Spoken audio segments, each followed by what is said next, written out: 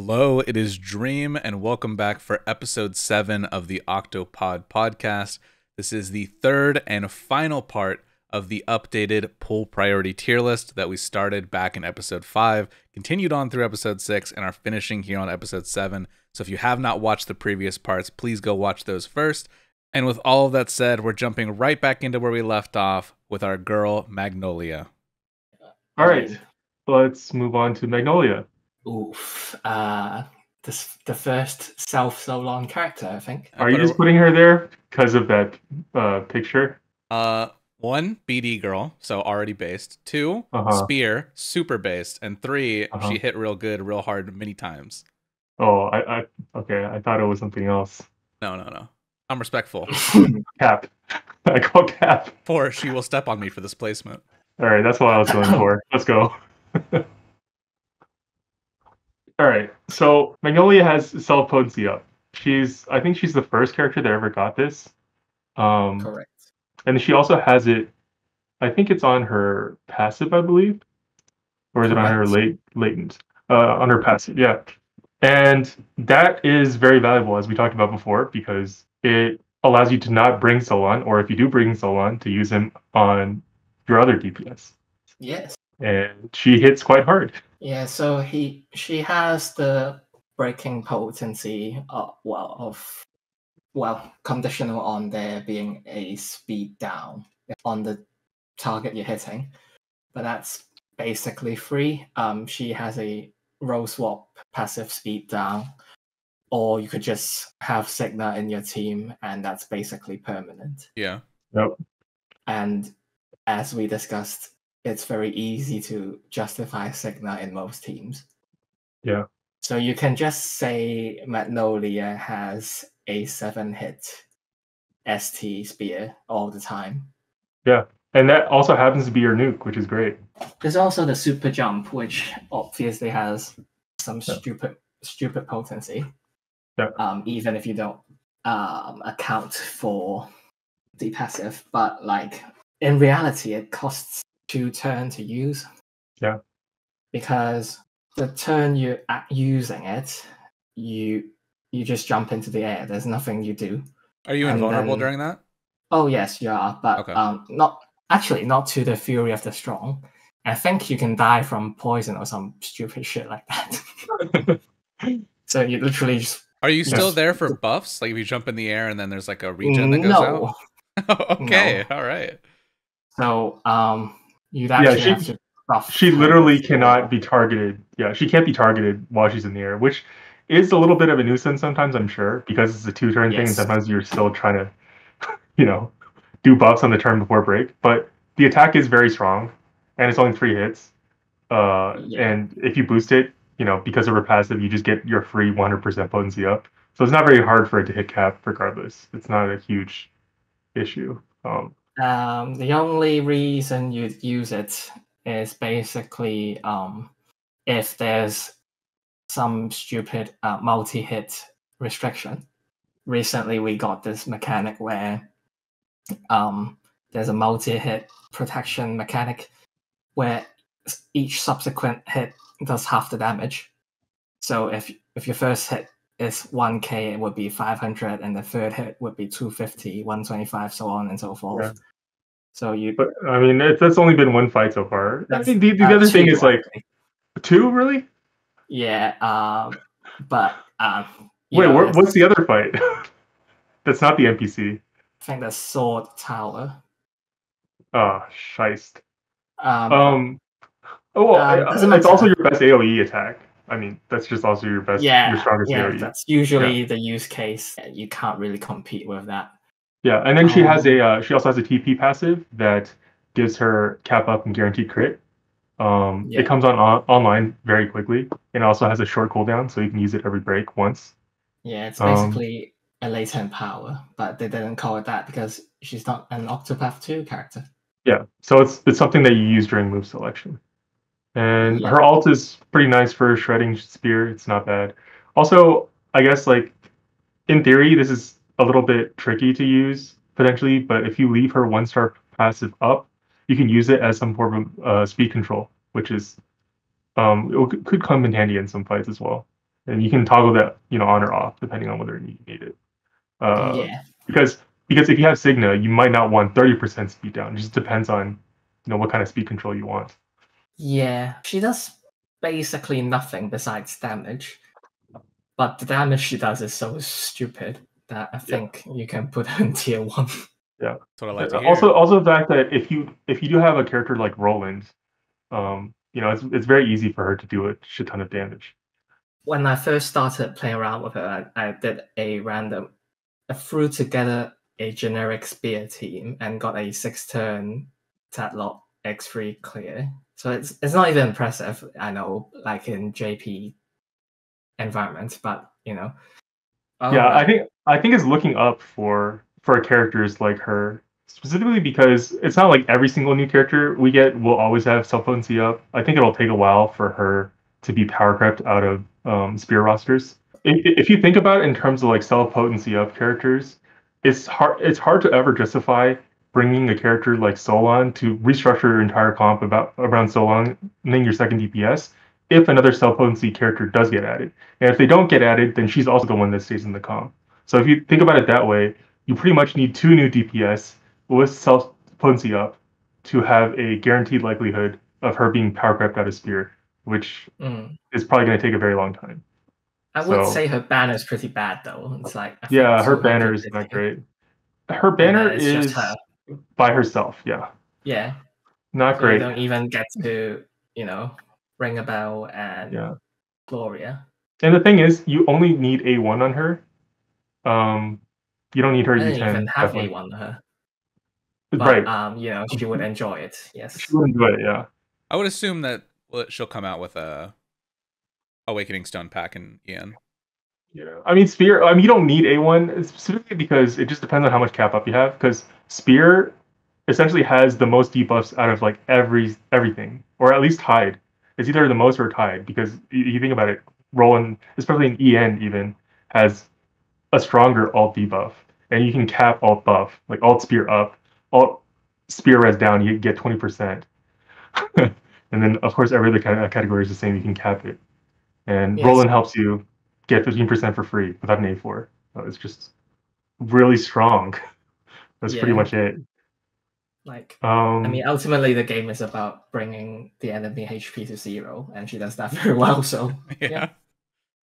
Do you think that she's clearly above a character like Oswald though? If we're using him as a benchmark for like top of tier 2. Ooh, because Oswald, in order to deal his absolute maximum, in the best case scenario, he's probably doing more damage than Magnolia, I think. Yeah. But having that best case scenario is so rare that I don't think. Is it really that rare? Is it really that rare though to have 2 out of 3 weaknesses? Because I mean, whenever the enemy has 6 weaknesses, it's not too rare. It's like to have 2 out of 3 weaknesses and those be the best weaknesses to hit. Because if it has like 2 out of 3 weaknesses, but then it also just has sword, you're probably just going to be hitting sword, right? You're not going to be. Yeah, but you can apply the same argument to spear though. It's like, oh, if there's a dagger weakness, you'll just bring a dagger comp instead, for example, right? Yeah, I think like you get what I'm saying though, right? So like you can ding him for, let's say he's only on par with 2 out of 3, but then you have to also give him some perks for being able to hit 3 weaknesses, right? There's some value there.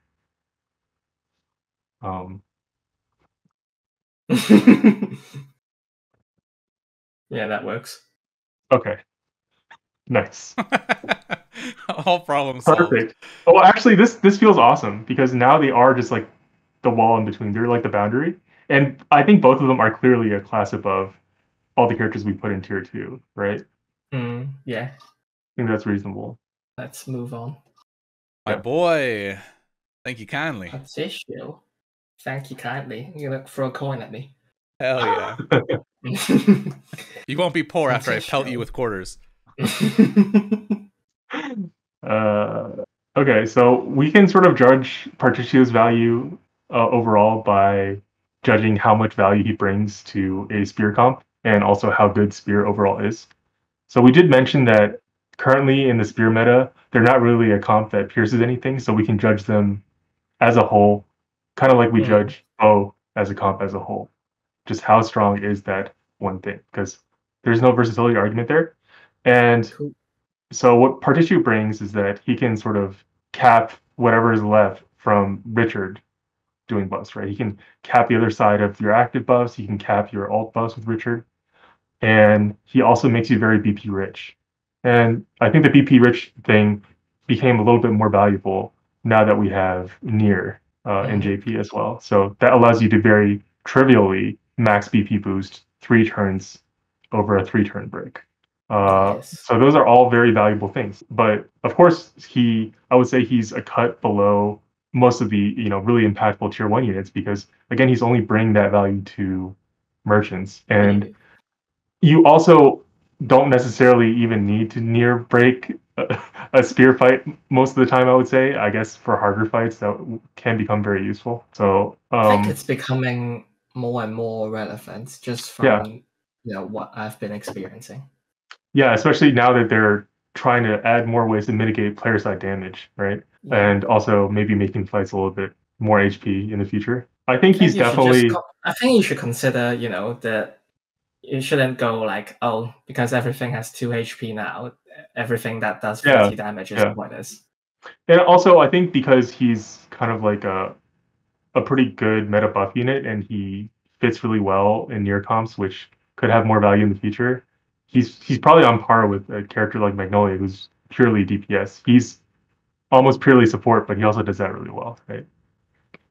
I love how we're calling him purely support, but in fact he has a Perseverante level nuke. Yeah, it's just because it's too little hits and we have too many buffs. Yeah, it's just damage cap issue. Yeah, 2 hits is just never like no longer ever enough unless you have the what is that thing called again? What is that mechanic called? Multi-hit protection. I don't even know multi-hit what it protection, should be called, but let's just call it that. Just call it like COTC condom or something. Yeah, whatever. Yeah. Perfect. I'm sure the devs will be quite happy with that. Yeah. But yeah, he breaks decently well. He has a 5, he has a Sky Spear, 5 hit. Yep. But it's only usable from the 3rd turn and onwards. But if you aren't doing mega speed clear, I think that's still fine. It doesn't help you. 5 is a lot. It doesn't help you pre-shave as much as Solon's does because you can start that on turn 1. However, that's all you really need. And I mean, so also I think the way that correct me if I'm wrong, the way that these prio attacks work is based on when they were cast, right? Like the first. Yeah, it's the cast order thing. It's the cast order. So that works perfectly because Solon can still be your breaker, and then Partitio can accelerate your break a little bit more, I guess. Yeah, I mean, if your fight goes, beyond the first break, then I think you can justify it. I think it's not a skill that you'd use all the time in a 1 break because you already have Solon breaking, and it's not like you're lacking breaking power, so you might not end up using it. Yeah, but in a 2 break or longer, it could be very nice. He also has a 6-hit AOE at max boost, and because merchant comps are so BP rich, and he doesn't have too many things to do, especially since you can combine a lot of his buffs, right? Because you're bringing a character like Richard as well. Then you'll have a bunch of BP to use, and you can use that as well if you need to break. So you can bring a lot. Where are we placing him? Which is the ultimate question, Yeah, I think he probably is in the land in between, right? He's either top of tier 2 or bottom of land in between, I think, something like that. Because I can see how even if you didn't have Partitio, you'd still hit like crack with just Richard and Roland and Magnolia. You really don't need him. Yeah. I think what puts him above these other characters is purely the fact that he boosts he makes NieR comps really trivially easy to do with his latent power. I think in the high survival pressure, as in, we're going back to mid-turn heals again, sort of pressure, he has a spear attack that also AoE heals. So, considering merchant speed, it's actually quite reasonable to place him in between enemy turns. So he does that as well. Yeah, and also he can cap front row defense and magic defense up by himself between 2 different skills. Yeah, One so with his buff and one with the tread 3 shields. yeah, so I actually think he belongs, in the lands between. Yeah. Though I would say, like, if you're gonna pull for a character like him, you better be pulling for Magnolia. Like, there's really no point of just having Partitio and be like, oh, I guess I should skip Magnolia because like, who's your Giga carry at that point, right? Like, Mm, you can do without Partitio more than you can do without Magnolia, at least currently. Though in theory, maybe in the future we'll have other Spirit DPS that can take Magnolia's place. But like we said, having a self potency up character means that she'll be good regardless. So I would say yeah, he's a little bit below her, but he's good. Right. Pirro. Uh, I know you don't like coin flips, but you're definitely pulling him. You, not other people. Okay, so the problem with Pirro is that like every time you use him, especially in an optimized clear, you just pretty much assume that he's gonna win his coin flip every single turn. The good thing is it tells you whether or not he won his coin flip. The bad thing is when he loses his coin flip 50% of the time, you restart the fight until you win the coin flip. And then And for clarity, the coin flip is just being able to cast twice, but it lets you know during the pick phase that you got it. The same way Joshua it's just like does. Yeah, exactly. And in fact, Joshua's got upgraded to 50% chance, just like his recently. But yes, it lets you know at the beginning, unlike Odette's before she got her TV buff. But essentially, because it doubles as your nuke and also can shred 10 shields per turn, if you have the patience for it, he's an extremely strong character because there's no restriction really. It's just be lucky. Yeah. And all of his other skills really are in service of that because he's a very selfish DPS. He doesn't really bring much team utility, if any at all. And the only other thing that I'll note is that you can guarantee his double cast by smoking. But if you do smoke, yeah, like if you if you have an extra turn right before break where he doesn't have to do anything, you can smoke to guarantee that your first break turn will be a double cast. But even then, that means you can still lose your coin flip on the second break turn. Yeah. And of course, like if you're trying to optimize your clear, literally squeeze, the last ounce of drip from your lemon or whatever, then you just assume that he gets double cast every time. You wouldn't even smoke. That allows you to bring one extra action from another character, like another buff or debuff. So I mean, I don't know what to say. It's just he's kind of like a gambler's character, and he's kind of annoying to use. But if you don't use him, you're gonna notice that your dagger comp clears are just slower than everyone else's because like I honestly wouldn't say like everyone else's because I don't think everyone else is using Pirro. okay, true, but okay, so we have other characters that also other thieves that also end up getting a lot of hits. For example, Falco gets a lot of hits, Nicola gets a lot of hits, but those characters don't hit nearly as hard as he can. And Falco can Yes. only do it once. His is not a coin flip thing. His is you have to buff him for it.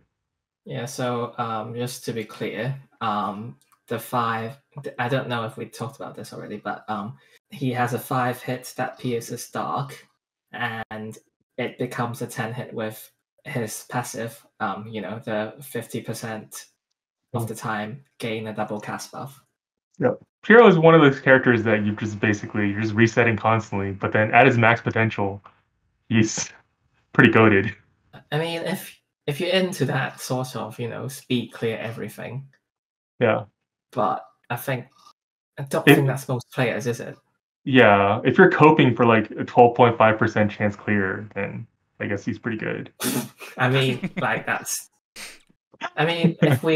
if we discuss his merits on, not resetting and just discuss if you accept, it Yeah. losing the coin flip sometimes. I agree. How's his value?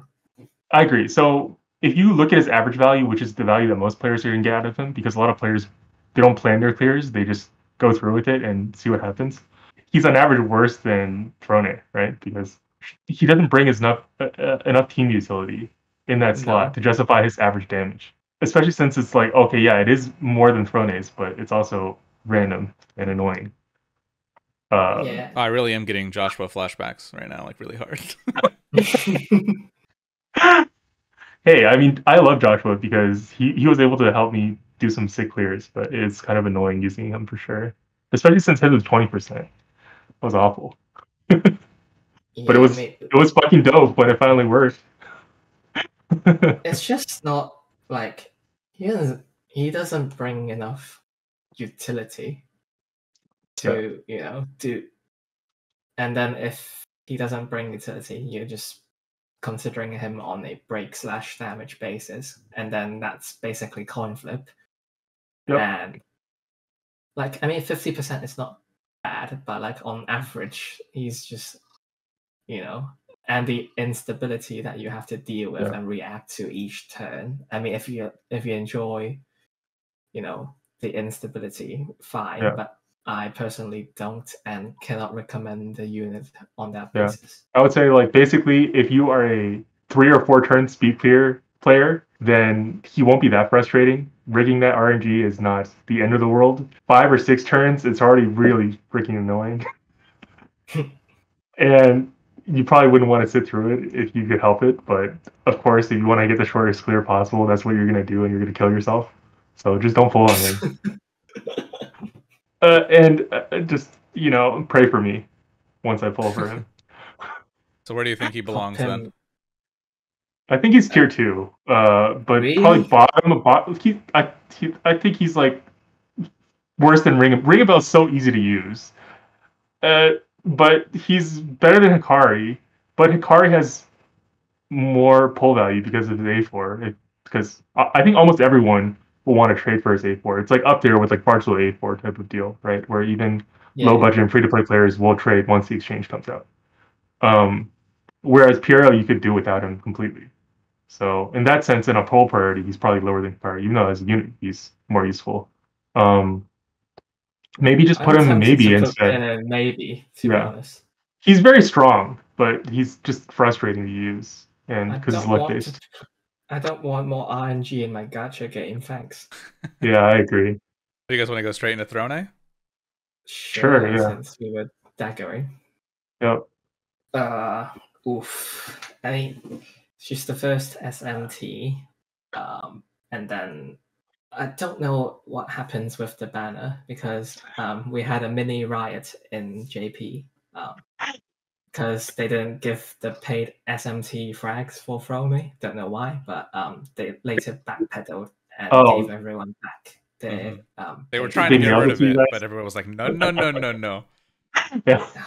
No, I mean, we wouldn't have complained, but then Pirro's banner showed up, and it did bring back the paid SMT frags. Oh, they did it to themselves. So okay. No, they weren't sure if they. Yeah, I guess they weren't sure if they wanted to make SMTs just like MT style banners until like they decided finally, okay, let's do it like this. Yeah, but then everyone who pulled on Throne felt shafted. I mean, reasonably so. Anyways, they should feel shafted because that they don't want another riot in EM. They will give you the paid frags. So that's just. I feel like they should feel shafted anyways because among the Pt.3 travelers, she's pretty bottom tier in terms of pull priority. Like judges the unit by herself, she's not the best nuker, though obviously she's both utility and DPS, which is good. She has a skill that is 3 times AoE dark. When you boost max, it inflicts 1 stack of miss physical attacks. As far as I know, she's the only character that has this, whereas Elemental, I think there are 2 characters that have this. So in theory, if we have like a Kennel Breen-like fight, except a physical AoE that just nukes everyone, she would be the only character that can help you with that. Besides Undying, which for some reason does not get cleared. I don't know why, but why that? Yeah. I mean, it also helps with just forced role swaps or bullshit like that. Yeah, that's helpful, and she also gives the same thing on her A4 when breaking an enemy. And now that you have 3 slots, maybe that could be pretty good. But perhaps let's not discuss her A4 when it's already debatable to pull her A0. Exactly. So I would say that another thing that we talked about before is that she can only give herself double cast one 1 out of 2 break turns. So if you want to double nuke with her, you probably end up using her U10, or I mean her ult, right, as well. And that also means that if you don't have U10, then she's gonna suck harder at nuking on your second break, right? At the time that you do pull her, she would be your strongest dagger DPS along with Pirro, which who comes shortly afterwards. And during that period of time, which is early Celestia, a lot of fights would be more than 1 break, if not 2 or 3 or 4, right? Or we're talking about, like, let's say, for example, the first NPC where in Celestia you had really shitty weapons. And, you know, due to this restriction and how annoying that is to use, like a latent power that has 5 turn cooldown, which is the thing that actually grants you double cast, it makes it so that, oh, and also keep in mind that this is when first released, there was no 6-star either. So she's like not even stronger than Therion in clears where you have to nuke more than 2 breaks, right?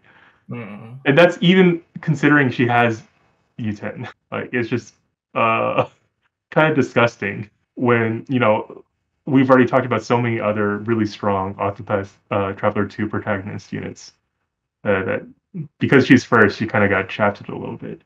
But let's talk about some of her perks besides the miss attack thing that's unique. She can shred a lot of shields while applying dagger res down. She has like a low chance dagger res down on a move where she's shredding it. Yeah, it's 6 hits. That's pretty good. It's kind of like Richard's, except you have a little bit higher chance of applying it. It's conditional on the fact that she acts first. So if she acts first, it's 6 hits. If she acts second, it's 5, and so on and so forth until she acts fourth, in which case it only the minimum is 3.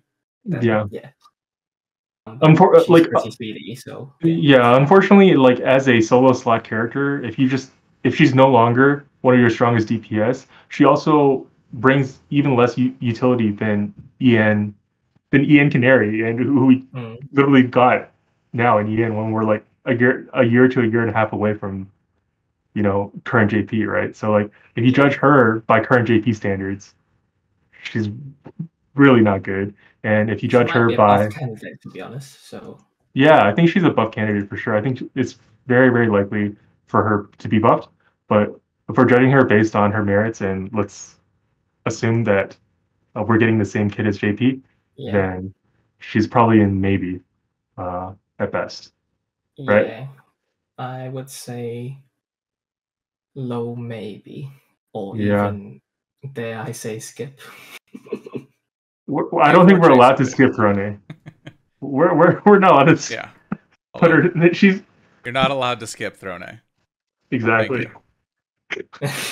Okay, let's put her maybe then. Temenos.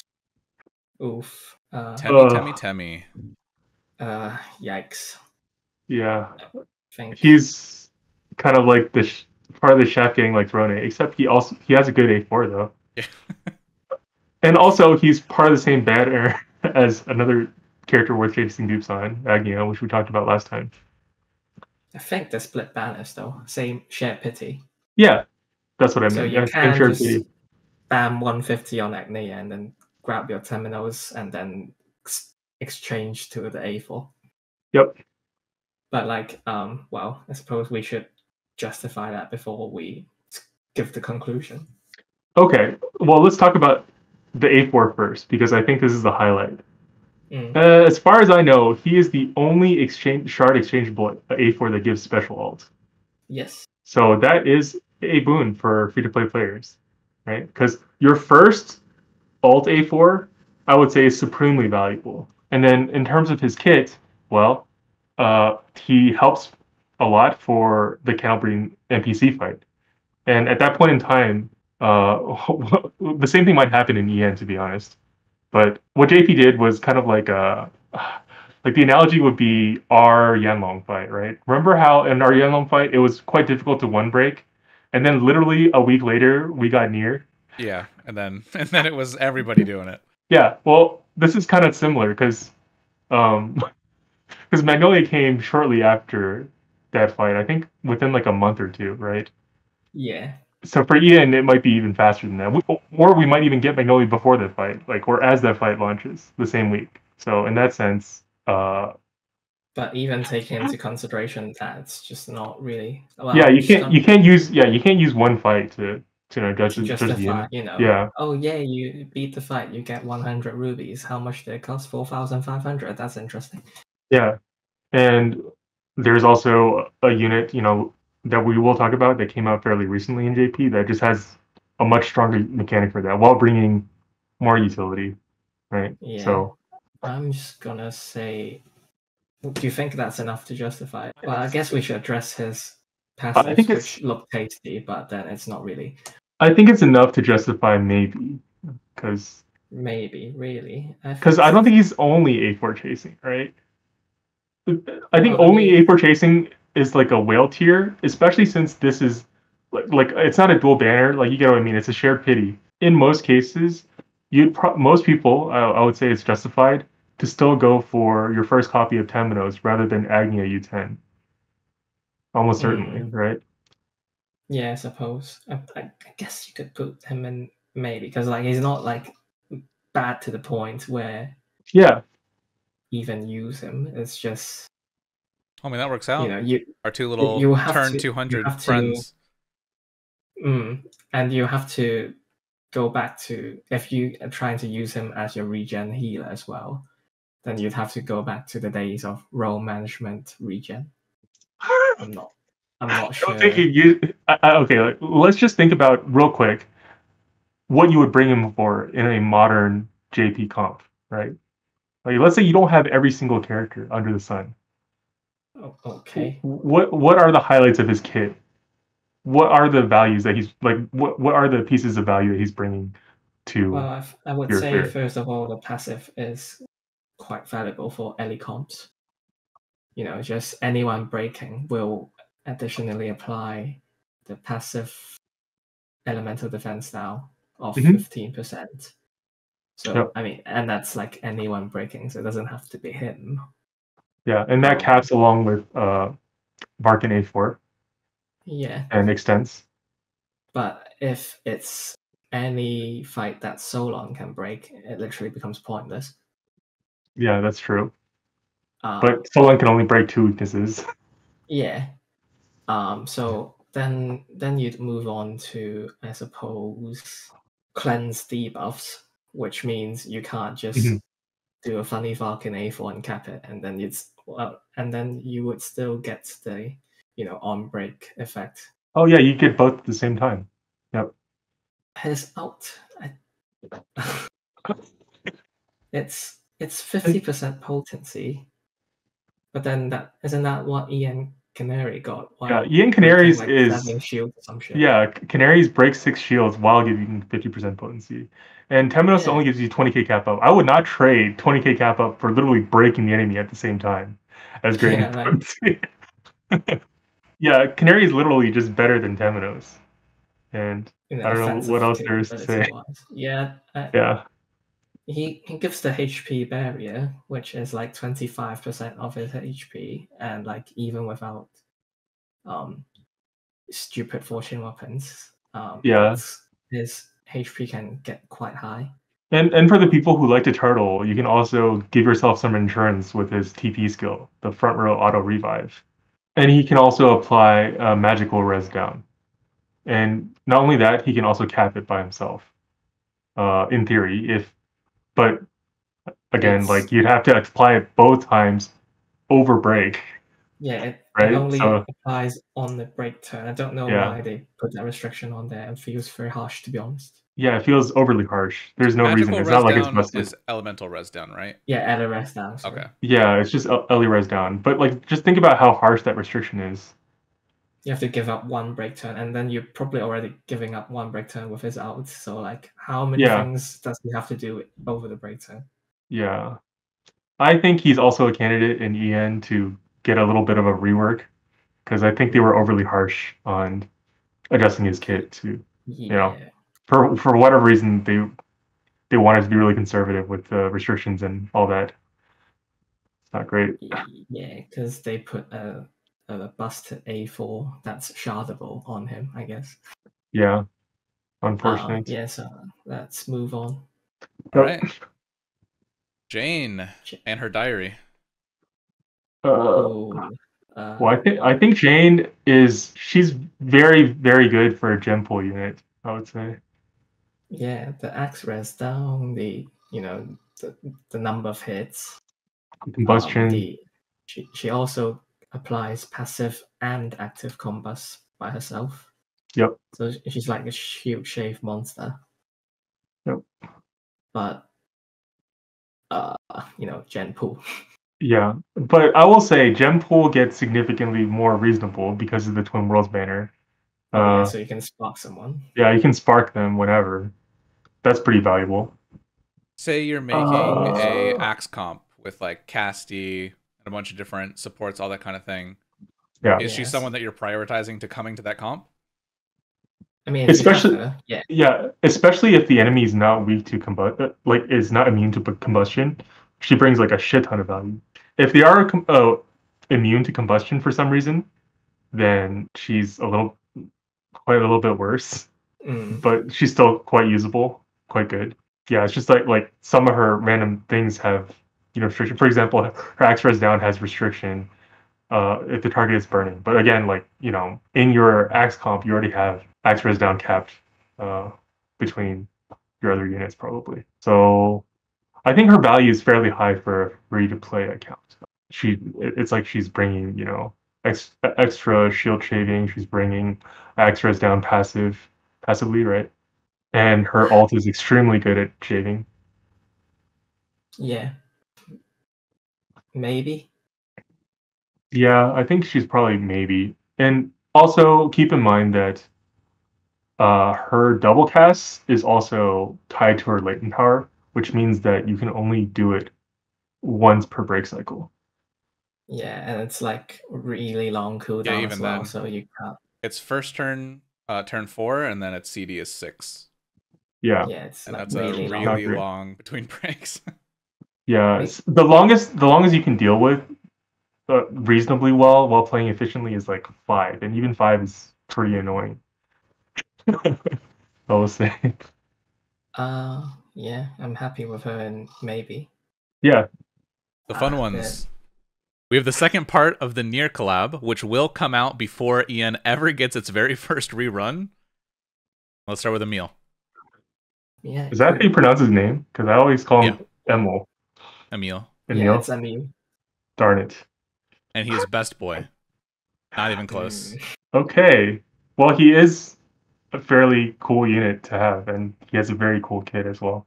As a baseline, I think all of his dark skills pierces tome as well. So considering that most of the skills you want to use are AoE, not even, but like one of his main skills that you want to use is AoE. That comes in pretty handy when you're doing multi-weakness fights. It's more likely that he can pierce all of your enemies and be your solo carry. So his main thing is just doing a shit ton of dark damage. Yeah. There's also a 10-hit dark pierces tome. That's contingent on you having enough SP to do it. He has a pretty healthy SP pool, I think at around 600, and in order to hit 10 times with his 10 times dark skill, he only needs 194 SP. So it's pretty easy to spam. Do you pick how many times you want to hit during the turn, or does it just keep going until you're out of SP? Yeah. You do have to max boost it though, but it's not really difficult to. Yeah, the mechanic works it's kind of like Bartolo's thing, where unless you max boost, it won't do that repeating thing at all. But once you do max boost, it will try. Yeah, it will just try to just extract SP out of you to keep repeating the attack. Okay. What makes him fairly unique is that he's also one of the characters that has a self 50% cap, but his cap applies to both active and passive, which is pretty great. that increases potential by 1.5 Yeah. over 1.3 squared. No, not squared. Sorry. Well, yeah, no, not squared. They're part of the same stack. It just increases your potential by 40% on the same overall stack. So from 2.2 all the way to 2.6. He also has self damage cap up on his ult. So he's one of the characters that already comes with more cap up by himself, and he also has pretty good utility skills. So he has a front row buff that gives 20% spear, dagger, and dark damage up. And this thing also gives you a fizz attack and elemental attack up, which means that as a single buff action, it gives more to dagger comps than even Bargelo, right? Yeah. In terms of one active buff. And he also has a someone like Prio breaking skill. This one is a Dark Pierce Tome one, so that's It's pretty good. exactly the same, even hit count wise, but it's just Yep. dark and tone. Yeah, and we already know how valuable that kind of thing is, especially when it pierces. Okay, so best boy, really good attacker, has some self buffs, has really good team buffs. Where's that land him?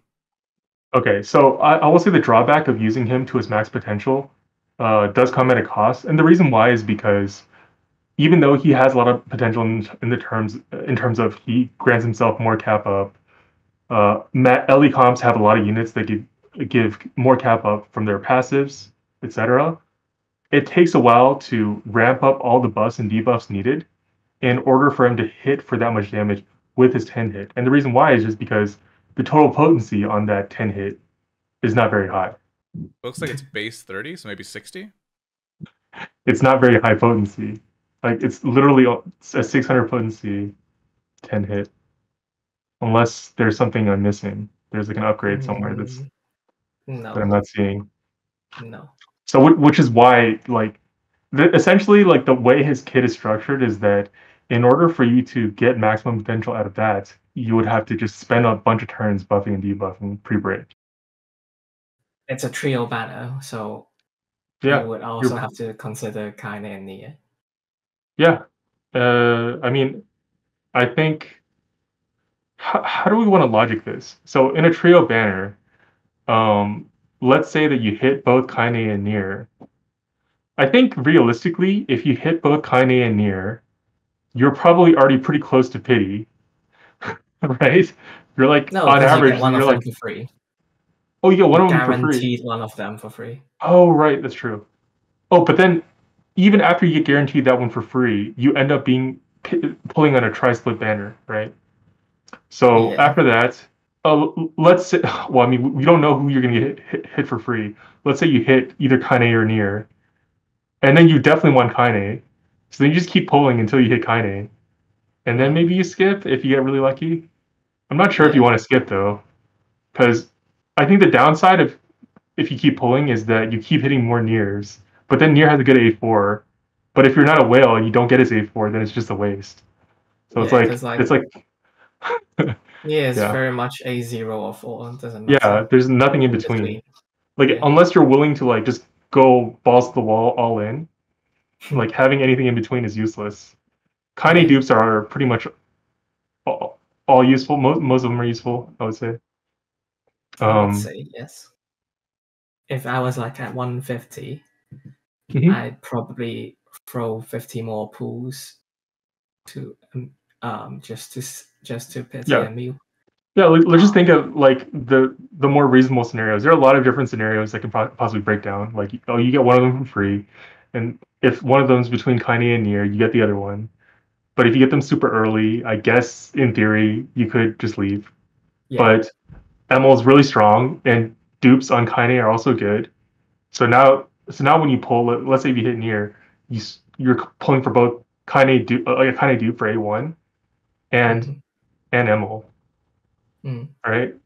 So your pull value on your next pulls after that is still very high. Right? And then if you get both of them and you're pretty far away from everything else, then you're good. But then if you hit another Kaine dupe, you can also be good. Because I think A1 Kaine is really valuable. But if you're at the point where you hit another Kaine, at that point you're also probably pretty close to pity. He's definitely worth like going an extra let's say 70, 80 even pulls to pity. Because during that time, you could still be hitting him. And if you hit him, you can use that on Kaine, etc. Right? So Yeah. you're like, this is not a repeat of like the villain banner, for example, where you had like one character and the most value you get out of him is his A4, not even him, even though he's fairly good right now. This is like all the characters are good, and 2 out of 3 characters have really good A4s. 1 out of the 3 characters has really good dupe value even without A4. Yeah. So yeah, I guess we can put him tier 2 then. yeah, I think he's tier 2. I don't think maybe is fair. I think tier 2 is very tier 2 seems decent. Okay. Yeah. Kaine. Oh, And let's right into put Kaine. that in the let's put that in tier 1 first Yeah. and then discuss why. Let's just put that in tier 1 and continue. We're done. Yeah. Let's just hold that now. Let's actually talk about NieR, and then we can talk about Kaine after. Cool. All right. NieR has the own. Well, he breaks the break mechanic, which is nice. Break is now extended by 1 turn. For a total of 3 turns. Yeah, that's contingent on you using his EX skill. And while the enemy is in break, you hit them enough number of times, and that's not like based on hit count, that's based on skills used. So even if it's double cast and 10 hits, it only counts for 1 for NieR purposes. Yeah, luckily, once you max boost it, it makes the hit requirement 4, and his hit while he's casting that skill counts as the first one. So therefore, you can, in theory, get all 4 of them on the same turn, your first break turn, if you wanted to. But in order to do that, you'd need a prio break. Without a prio break, you'd probably be using this skill on the second break turn to extend it to a third break turn, right? Yeah, I think you could also just apply it before the enemy's broken. Oh, you can? Yeah, and then the counter will just show up when they are broken. Well, this is all pre-break. Yeah, I think the main reason why you typically wouldn't do that is because his EX skill only comes online on turn 6 onwards. 6, yeah. Yeah. So the only time you use it before break is before your second break. Like you do a normal first break and then you do a 3-turn second break. Otherwise, you'd probably be using this in the middle of your break. Probably like on your second turn of break in most cases. Just saying it's a possibility. Yeah. That you can do this. And generally in harder fights, if you can, like if you're gonna spend some time buffing and debuffing anyways, there are 2 different strategies you can go for. One is you can go for a speedy first break and focus on buffs, and then like speed to your second break and try to do even more damage there. But what can be better a lot of the times when the fight is pretty hard, and the HP is not so much more that you need a really strong second break, is that you can make your first break better and just finish them off. One break it, yeah. Yeah, finish them off, or like finish them off like slightly afterwards, right? So you don't have to deal with as many bullshit mechanics. His EX skill is his entire kit, literally. There's nothing else notable besides his passives. He brings good passives for you. Yeah, he has the Bargello passive, the during break passive. It's literally a copy paste with a different name. Does the exact same things. Yep, and then. His sword skill honestly gets worse during a break. It goes from being an AoE multi to being a single target nuke. It gets some damage cap, but it hits harder though. Yeah, that's rough. So I think there's basically like 2 talking points for NieR. One is his A4, and one is his kit. His kit can be summed up with, his EX skill fundamentally changes the game. Right, it's like a mechanic breaking skill that extends your break from 2 to 3 turns. That's available from turn 6 onwards, and he also provides some useful buffs in the form of cap up and passive P attack or magic up. His A4 is one of the best in the game, and the reason why is because it is AoE Fizz res down, and it's active while there is a broken enemy. It's not an on break passive, so you can put this A4 on any unit you want, and it also stacks in effect with Hikari A4. So that means that between his A4 and Hikari A4, you get 20%, just in the same category as let's say like bow res down or dagger res down, right? It can stack with any of those individual ones to hit the 30% cap. Yeah. Also has great stats, 200 fist attack. Yes. Yeah, all A4s round out to 140 stats, and so they made his 200, but then gave it minus 30 of each defense, so that way it rounds back down to 140 stats. Yeah, they did the same thing for all three of the NieR 2.0 banner A4s. They're all two of them are 200 attack, and one of them is 200 magic attack, and they all just have like useless banes that you don't care about. Yeah, like no one cares about death down. Maybe if it was like speed down, it would be more reasonable, but nope. So triple break. Yeah. Yeah, I would say tier 1. Right? Yeah, you can only use the break extension once per fight, Yeah. but the amount of bullshit it allows you to skip just by extending your break turn is so immense that I would put him in tier 1 just for that. Yeah. I would also say that I anticipate this mechanic to be fairly unique. It's not. I don't think it's very likely that we're going to get another character that does what NieR does. At least not for a long time. So. Yeah, because if you can start extending breaks again and again and again. Yeah, that would be kind of crazy. All right, back to Kaine. Oof. Yeah. Self-Solon character. She can use either 3 BP to give herself 100% increased potency, or she can use 5 BP like Sasantos. It gives herself 120% potency and 100,000 damage cap up. Very when nice. you consider that her spammable nuke that pierces light, I think at max boost it's like 720 potency, and then you times that by 1.2. Yep. So it's a 1440 potency just naturally.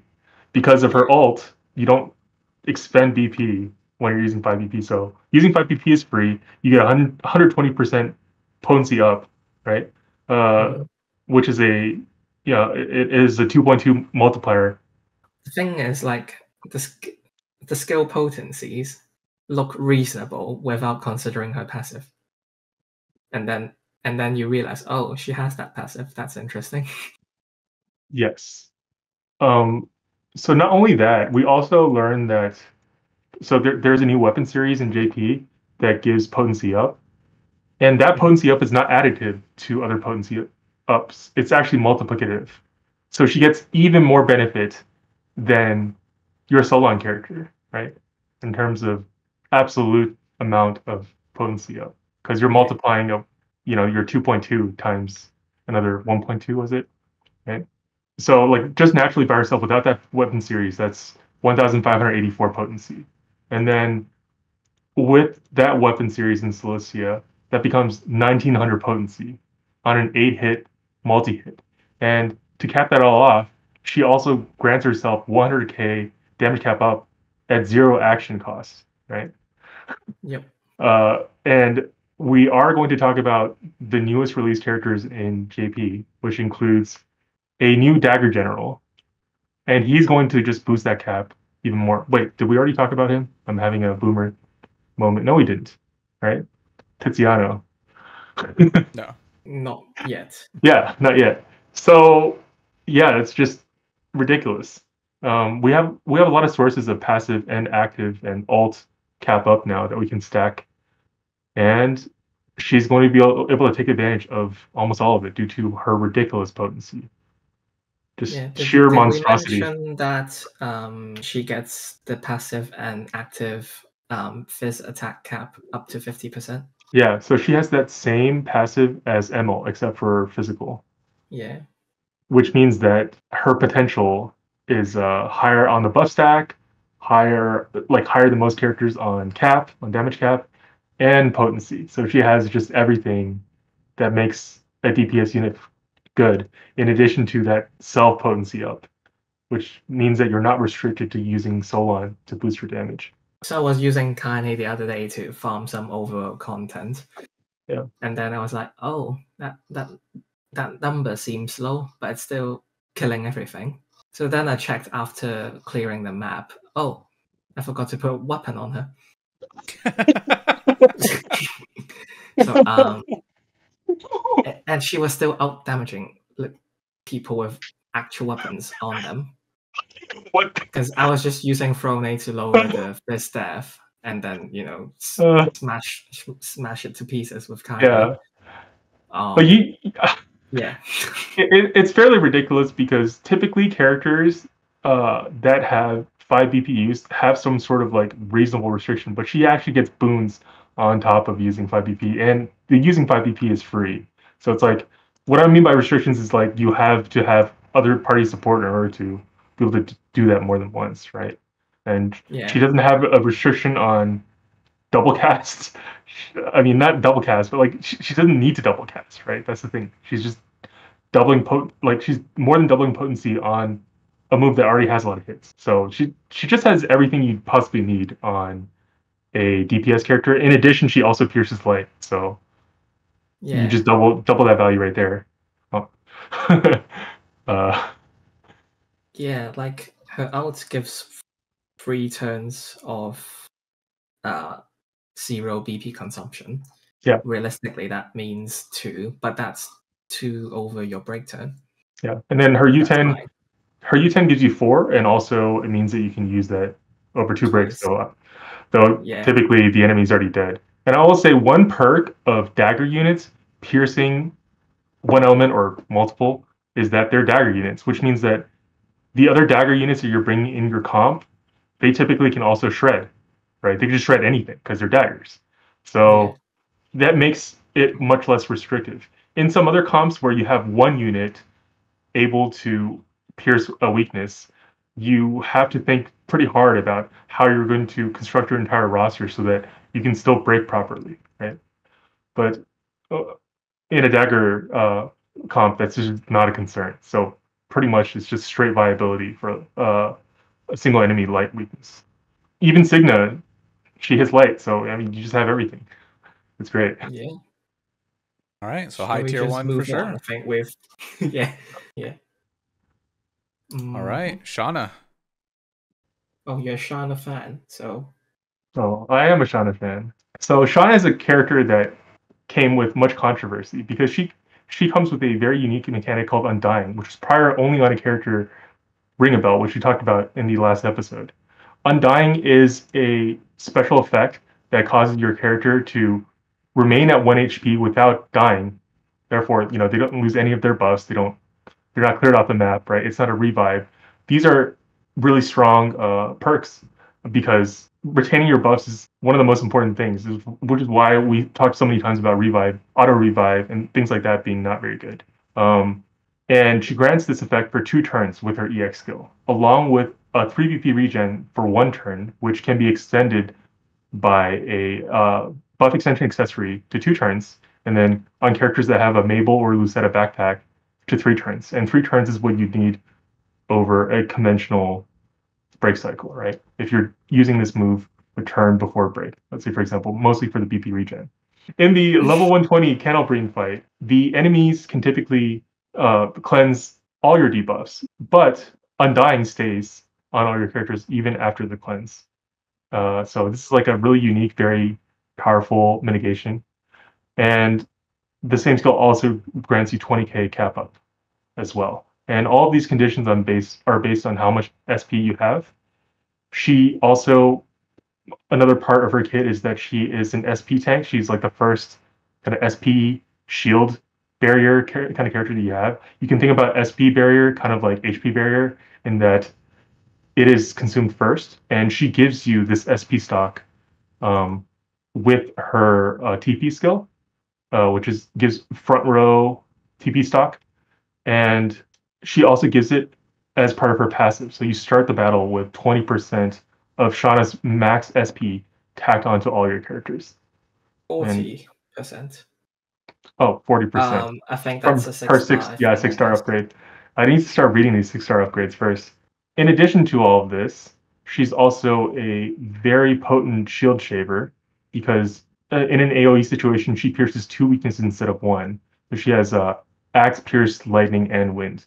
It is a 6-hit AoE if she's at full SP, which is easy to accomplish because of SP barrier, this SP stock. So the overview of this is that she's a really strong shield shaver, which is good on a utility unit that you're bringing outside of Axe comps, right? And she gives BP regen, which can be useful for break turns if you have buff extension and backpacks. And she has Undying. Anything else? She has a front row. She has a front row skill that removes swap block, comatose, and silence, which is I guess also fairly unique because these don't get removed in traditional cleanse skills. Yeah. Mm-hmm. And it also grants immunity as well. Well, that's the main effect. A regen healer, she does that as well.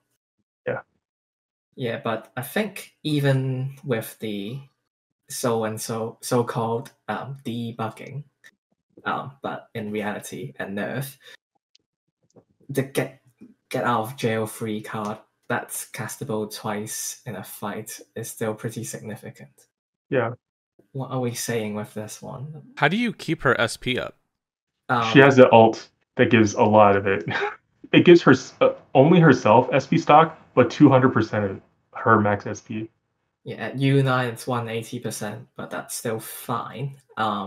You'd also need to, I guess, look at her passive, where she gets 5% SP regen, and if she has any SP stock, then that becomes a 10%. It matters because you can go, you can breach your SP shield, and then you'd be less than full SP, but then you can regain the SP shield from your out, and then you'd go back to full SP faster like that. Okay. And you want to cast her out if you're in an Axe / Lightning / Wind fight anyways, because it's like a 6-hit ST Axe that pierces those weaknesses. Yep. On top of the SP stock. I would say her highlight is shield shave, Undying. and then the Undying. How highly are we valuing these things? Yeah, I would say, I think being able to do it twice is really good. I don't think you even need to do it more than twice most of the time, even in hard fights. And it's literally a get out of jail free card that's stronger. It's a stronger form of mitigation than pretty much everything else, right? Because you just don't die. it's just resilient to like every single boss gimmick. It doesn't matter what the crap they do unless it's really strong. Essentially, what this allows you to do is grant you more turns to buff and debuff the enemy while not worrying about dying. You don't care about the aura buff. Yeah. You just eat it and then. I think for most people, this is quite valuable actually, because Yeah,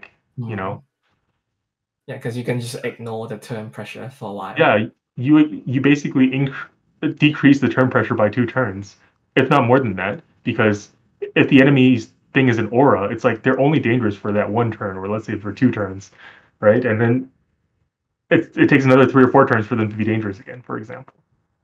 Also, this is a perk for those Hikari lovers out there.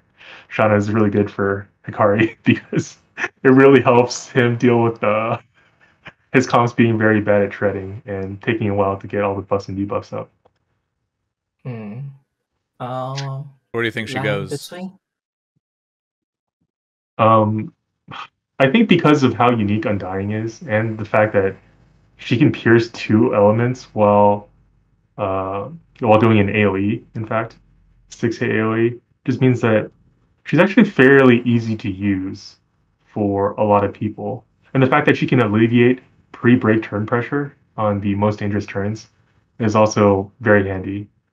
I've talked to a couple of JP players, especially like low budget free to play players who pulled for her, and they tend to like her quite a lot. I think either tier 2 or land between. I don't think tier 1. I don't know. What do you think? I'm thinking land between or tier 1. I don't know which one. Okay, so you have her between here, and he has him between here. Yeah, I think land between is good then.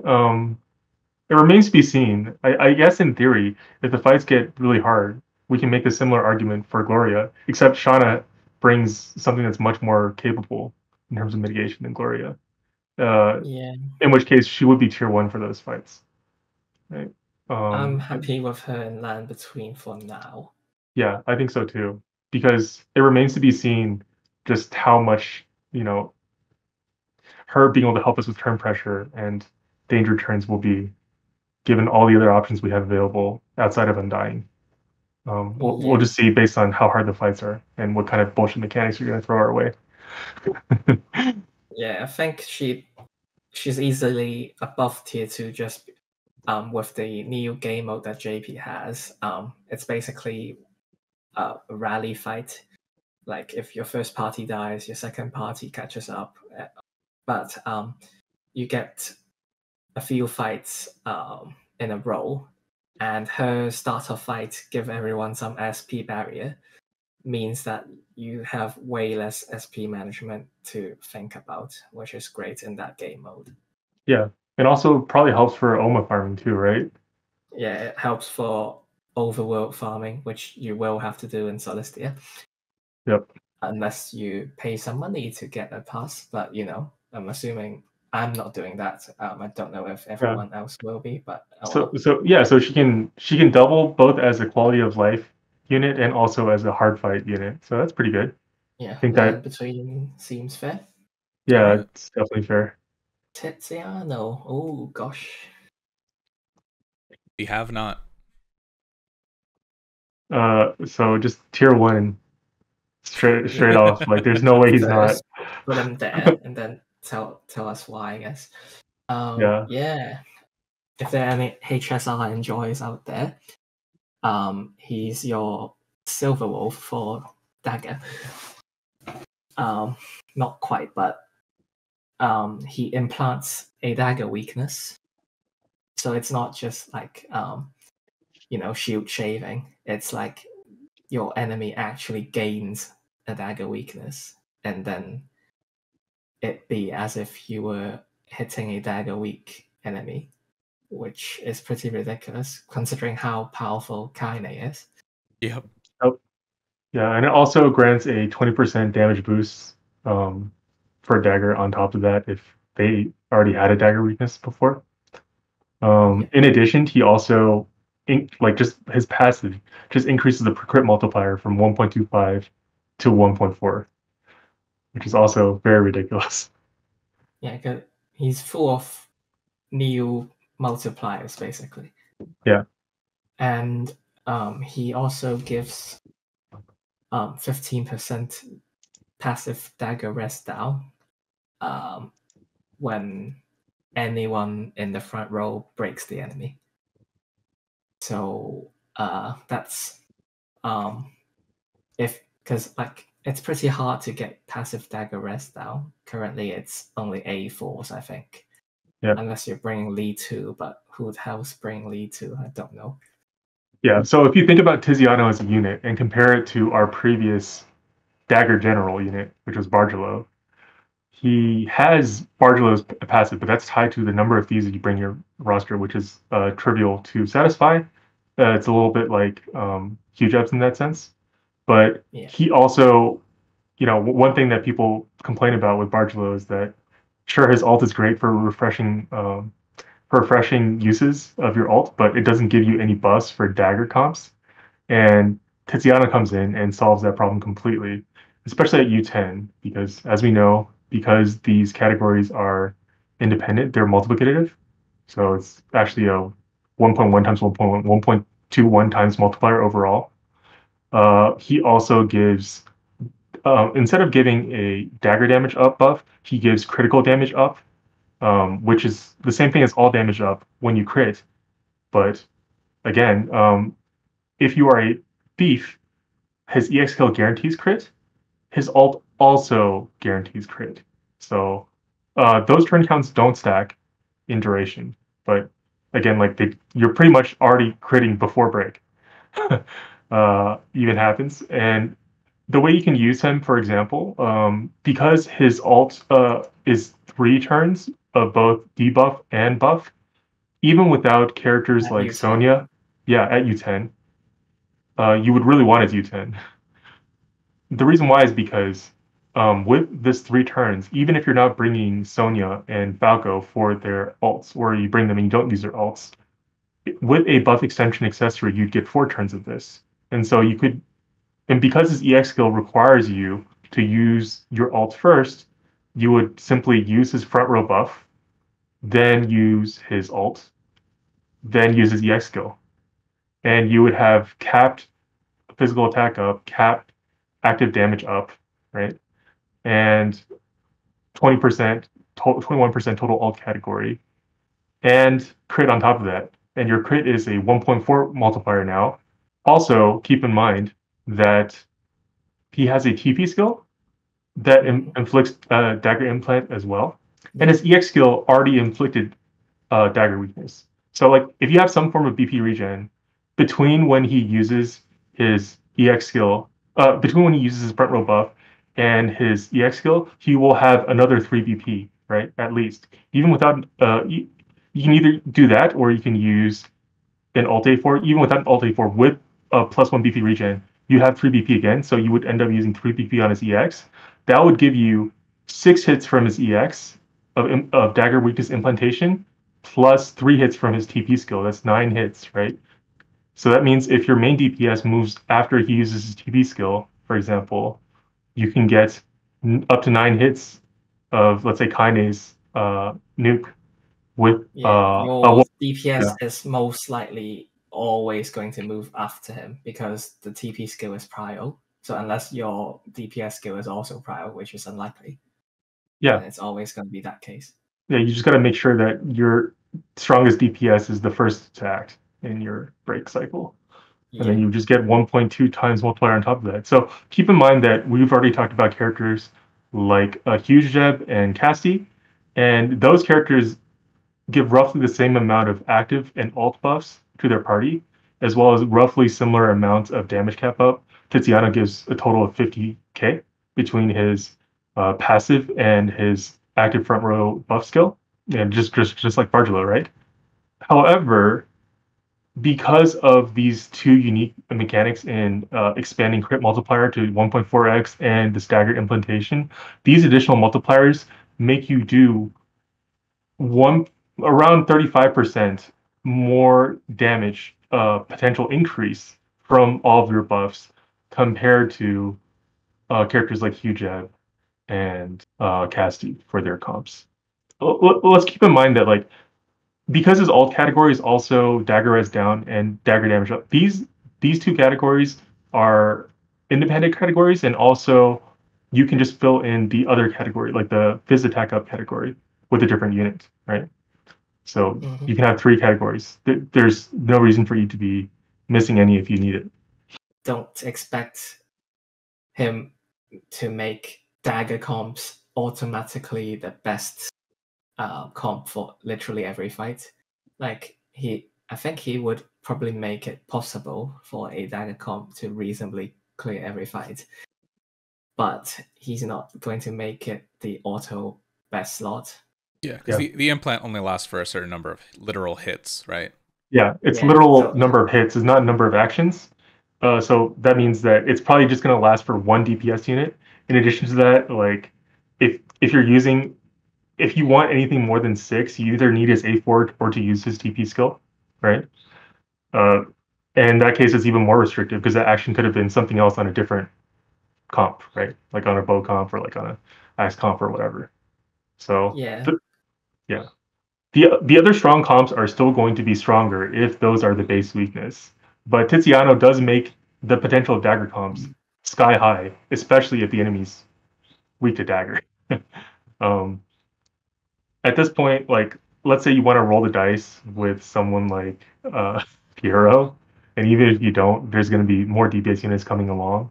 I think to say that we are sort of in a daggers of the continent thing is maybe not as crazy.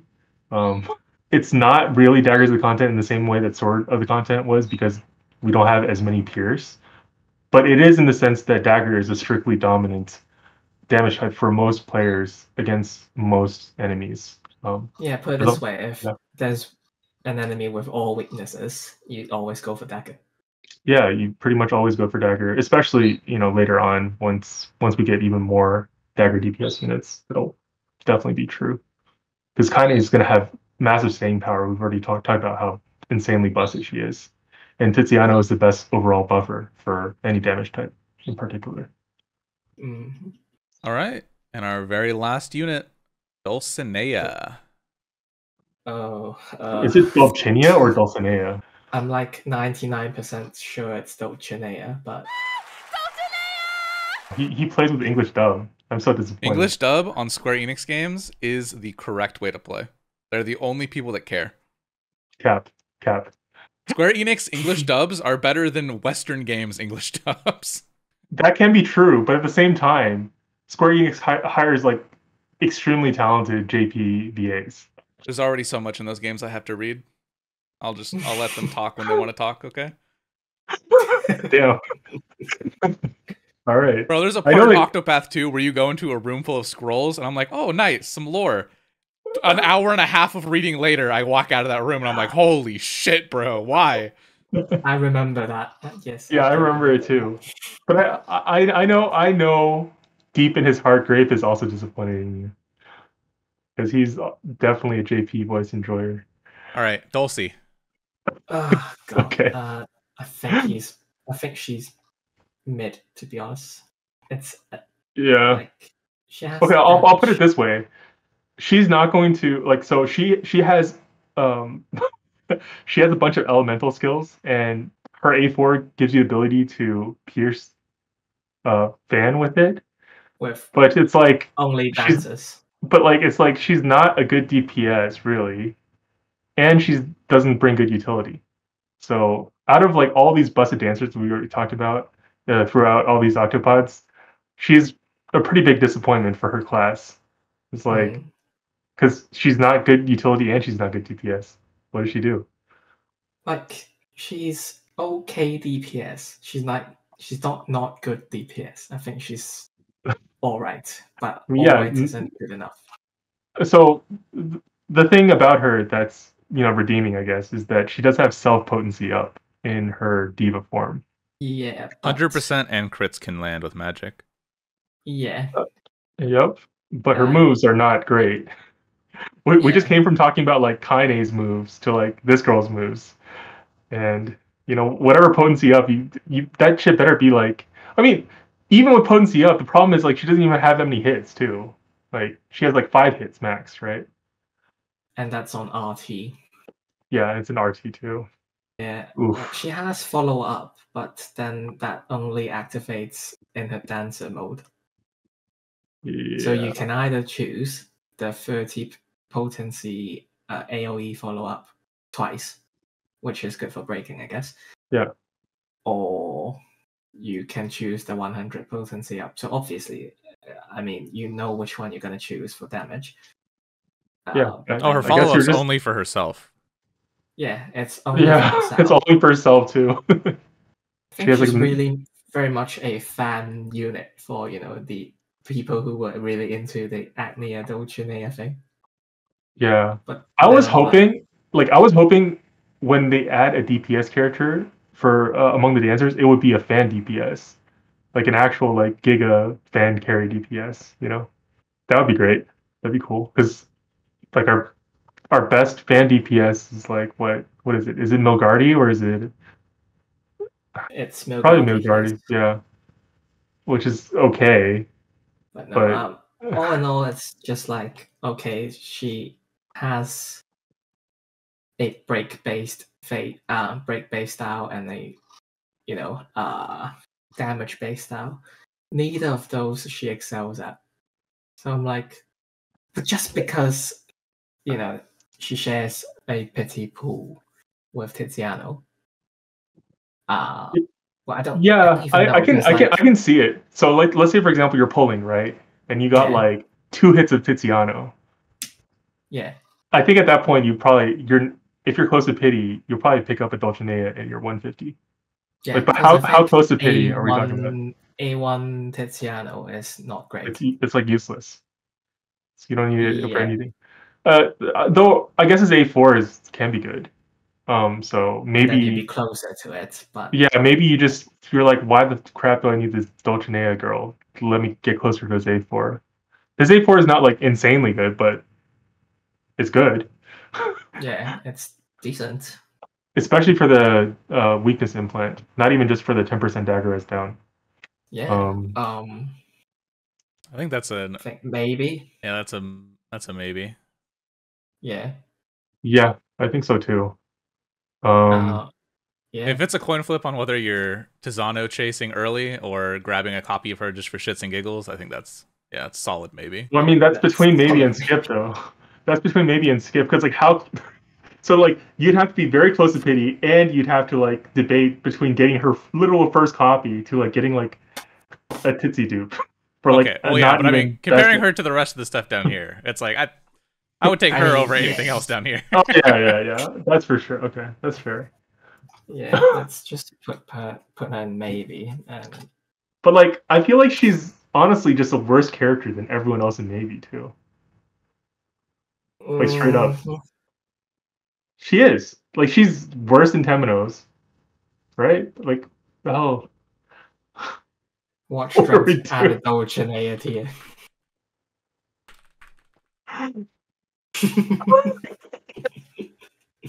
It's true though, right? Like she's definitely worse than Throne as well, and Isla. She's worse than worse than Ogan. Yeah. Yup. Oh, let's go ahead and rank the tier 1 because that's what we were doing last time. Yeah.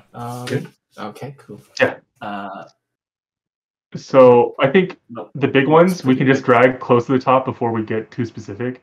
So Titsy, Kaine, NieR, Casti, Signa, those Odio being on top, these all look good. So let's drag Xanthos to like near the bottom, along with Kilns. Agnia, maybe not higher than everyone. Yeah, maybe like around Kilns. Um, I think that's roughly reasonable. Um, Odio-O, honestly, he has such a long shelf life too, and he's still usable. I would say Odio-O is still higher than Hujeb for full priority, for sure. Alani EX and Hujeb, um, that one's pretty debatable, but she has more general use for people. Maybe put Alani EX higher than him too, but he should be higher than the other bow units. I think that's fair. And then Agnia,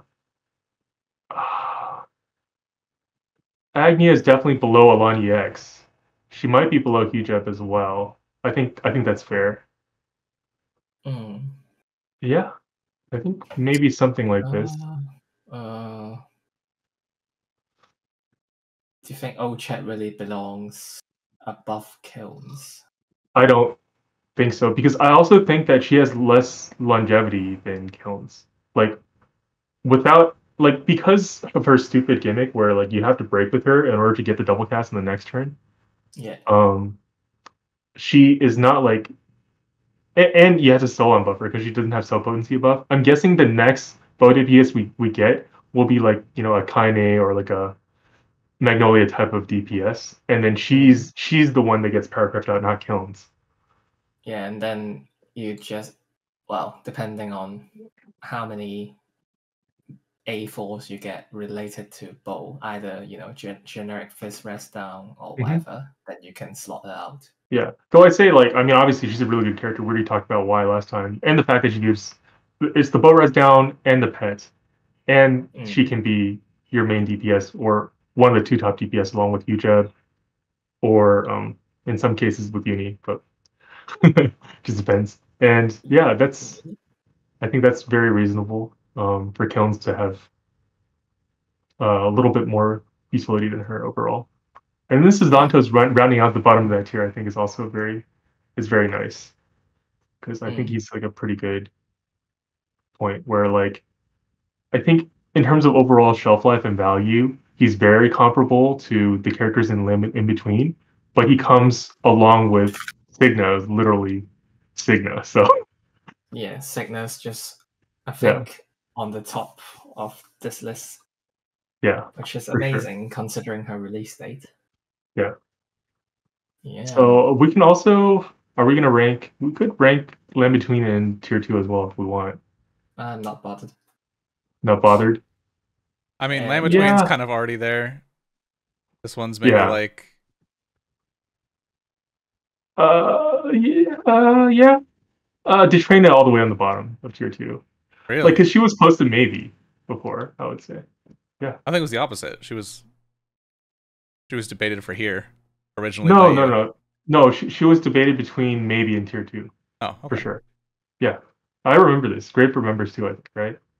We were debating between maybe and Tier 2. Yeah, we were. Thinking of sleep. I rewatched this. I rewatched the pod. I remember this. Okay. It was definitely between those two. Yeah. I think that's fair. Yeah, and I feel like we don't have to go through and talk about A1s and A4s because we kind of did that during each character. Yeah. So we're good on that. Yep. Any closing thoughts you would like to say, Prim? Yeah. Dream didn't let me talk about Hikari more. I want to just smack talk him some more. Also, shout out your channel. Yeah, if you're interested in watching speed clears for EN, definitely come check out my channel. I'm pretty active posting clears maybe like once or twice a week on average, and it's pretty much just new EX refights. By the time Celestia comes, it'll be new level 100 NPCs as well, 120 NPCs. So keep a watch out for that. All right, and Grape, anything you want to shout out? Yeah, I'm kind of disappointed in how Celestia went in terms of changing the environment for characters, because I was kind of hoping that it would be harder to reach the damage cap, and then that would make the mega nukes more viable, like the Lavinas and such. Yeah. And then we very, very, very quickly returned to the usual 10 hits of 400k bullshit. Yeah. And then they decided to add this multi-hit protection condom.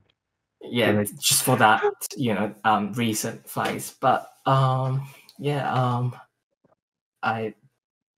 personally, would think I would pull according to this tier list.